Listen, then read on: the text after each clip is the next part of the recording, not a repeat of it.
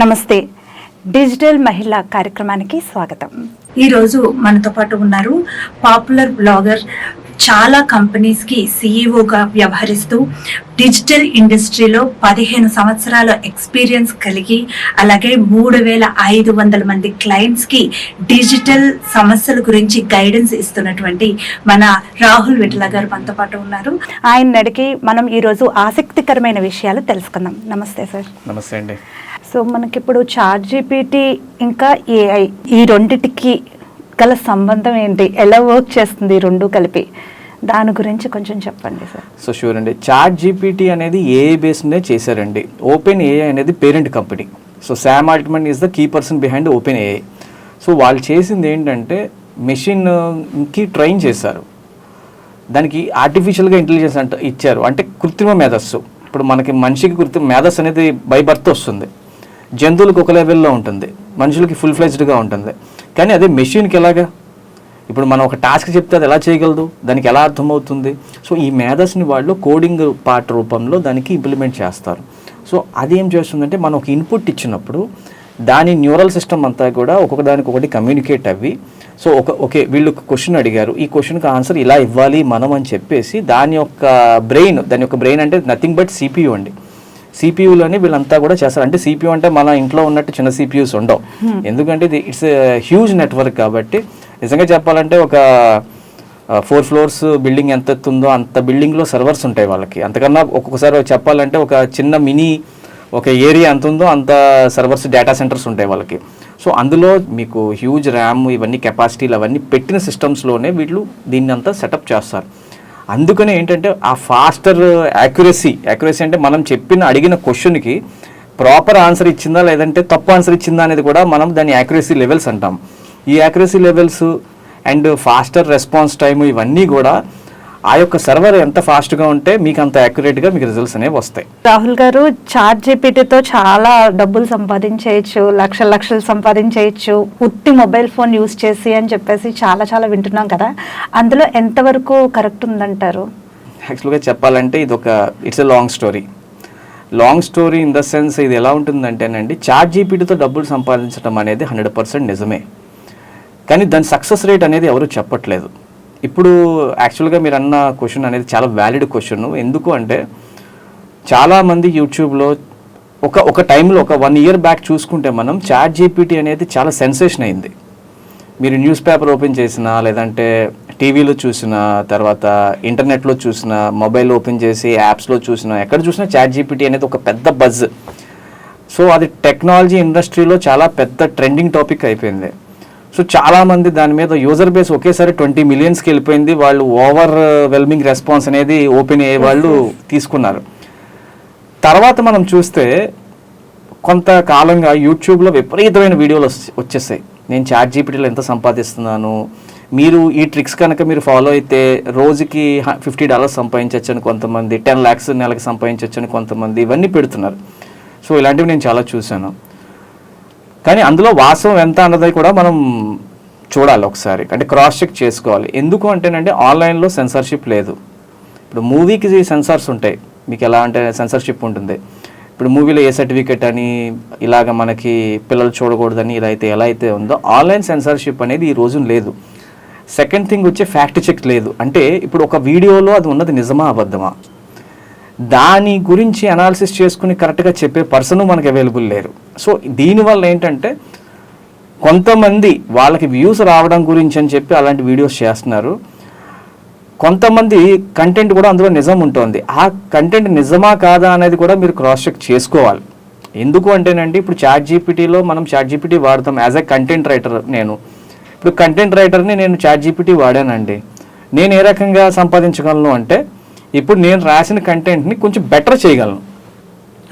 ఇప్పుడు నేను ఒక పర్స్పెక్టివ్లో రాశానండి, ఆ పర్స్పెక్టివ్ ఇంకా ఎక్స్పాండ్ చేయాలి, దానికి ఇంకా కొన్ని పాయింట్స్ యాడ్ అవ్వాలి. నేనేమని అడుగుతాను ChatGPTని, నేను ఇలా ఆర్టికల్ రాశాను, నాకు ఇంతకన్నా కూడా బెటర్ పాయింట్స్ ఏమన్నా ఉంటే చెప్పు అంటే ChatGPT నాకు సజెస్ట్ చేస్తుంది.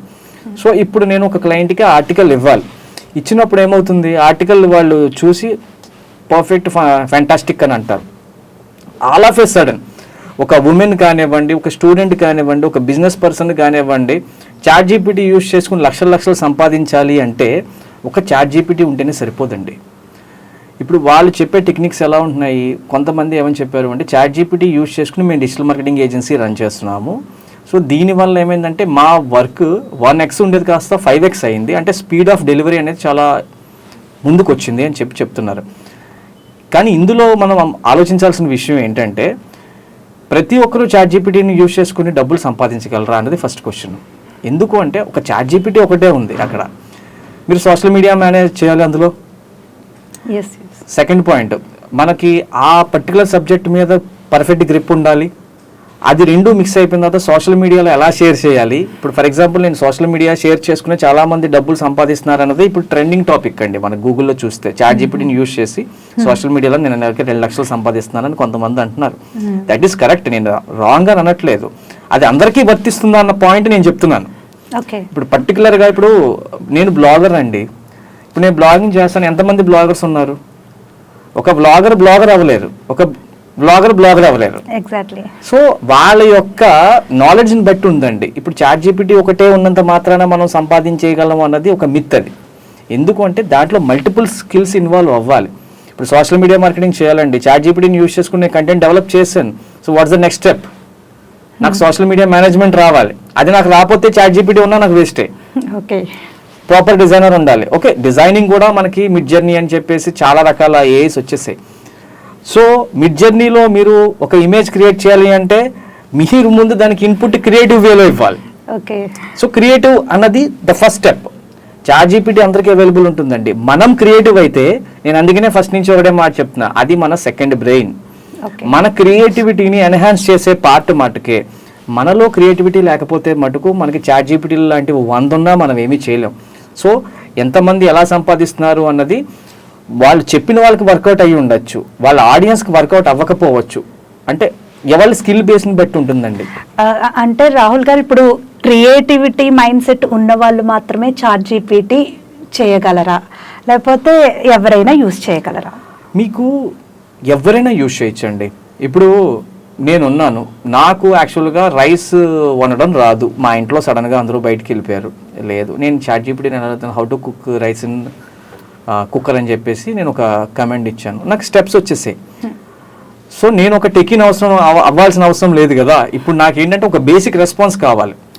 సో లేదు, నేను ఒక చదువుకుంటున్నాను, ఐఎమ్ ఏ స్టూడెంట్, నేను ఒక రీసెర్చ్ పేపర్ చేయాలి. సో రీసెర్చ్ పేపర్ సంబంధించిన పాయింట్స్ అన్ని నేను నోట్ డౌన్ చేసేసుకున్నా. కానీ నాకేంటి అదంతా రాయాలంటే నాకు చాలా time taking and I want to be very creative while writing. So నేను అక్కడ ఏం చేస్తాను అంటే చాట్ జీపీటీకి కమాండ్ ఇచ్చేసి these are the key points I want to mention in this research paper. So create a research paper with in a template format అని చెప్పేసి నేను కమాండ్ ఇచ్చేస్తాను. అప్పుడు ఏం చేస్తుందంటే ఆ పాయింట్స్ని యూజ్ చేసుకుని చాట్ జీపీటీ అనేది ఒక కంప్లీట్ రీసెర్చ్ పేపర్ అనేది క్రియేట్ చేసేస్తుంది. సో అక్కడ ఏమైంది, అక్కడ క్రియేటివ్ పార్ట్, నేను ఒక స్టూడెంట్ని, నా క్రియేటివ్ పార్ట్ అంటే నా టైం సేవ్ చేస్తుంది. సో నేను చెప్పేది ఏంటంటే ఇప్పుడు డబ్బులు సంపాదించాలి అంటే దాన్ని యూజ్ చేసుకుని కొంత క్రియేటివ్ పార్ట్ ఉన్న వాళ్ళు చాట్ జీపీటీని యూజ్ చేసుకుని చేయొచ్చు. సో స్టూడెంట్స్కి ఒక రకంగా యూజ్ అవుతుంది, ఇంట్లో లేడీస్కి ఒక రకంగా యూజ్ అవుతుంది, బిజినెస్ పీపుల్కి ఒక రకంగా యూజ్ అవుతుంది. నాకు ఒక టెంప్లెట్ కావాలి, ఈమెయిల్ టెంప్లెట్ కావాలి, నేను ఒక క్లయింట్కి నేను ఒకళ్ళకి పంపించాలి, నాకు కొటేషన్ అడిగారు, నాకు కొటేషన్ చేయడం రాదు అనుకుందాం. సో నేను ఏం చేస్తాను, నాకు ఇలాగా నా బిజినెస్ పేరు ఇది, పర్టికులర్ బిజినెస్, నా క్లయింట్ బిజినెస్ పేరు ఇది. So create a quotation or MOU, memorandum of understanding. So these are the points. So create a MOU format అని ఇచ్చేటప్పటికి నాకు MOU చేసి ఇచ్చేస్తాను. సో నా వర్క్ ఎక్కడ ఎంత సింపుల్ అయింది, ఒక యాజ్ ఎ బిజినెస్ పర్సన్ కింద. ఎగ్జాక్ట్లీ. మీరు ఫర్ ఎగ్జాంపుల్ మీరు హౌస్ వైఫ్ కావచ్చు, సో మీకు సంబంధించిన డేటా మీరు యూజ్ చేసుకుంటారు. ఓకే, అలా అనమాట.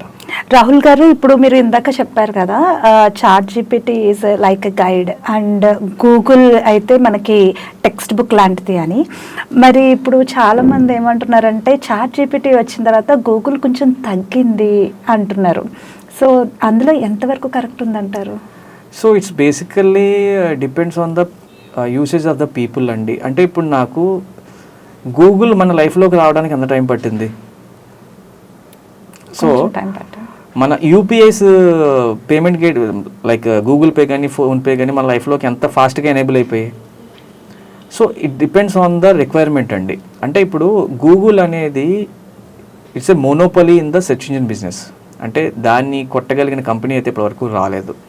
Because vast number of sites అందులో అసోసియేట్ అయ్యి ఉన్నాయి. గూగుల్ మల్టిపుల్ సర్వీసెస్ ఆఫర్ చేస్తుంది, అంటే లైక్ యాడ్వర్డ్స్ అనేది మార్కెటింగ్ పీపుల్గా చేస్తుంది, అండ్ కంటెంట్ క్రియేటర్స్కి ఏమో యాడ్సెన్స్ అని డబ్బులు పే చేస్తుంది. సో ఇలాగ multiple the build in ecosystem. కంప్లీట్గా చెప్పాలంటే గూగుల్ ఒక ఎకోసిస్టమ్ ఫామ్ చేసింది, అంటే ఒక్కసారి అందులోకి వెళ్ళిన వాళ్ళు దానికి అలవాటు పడిపోతారు.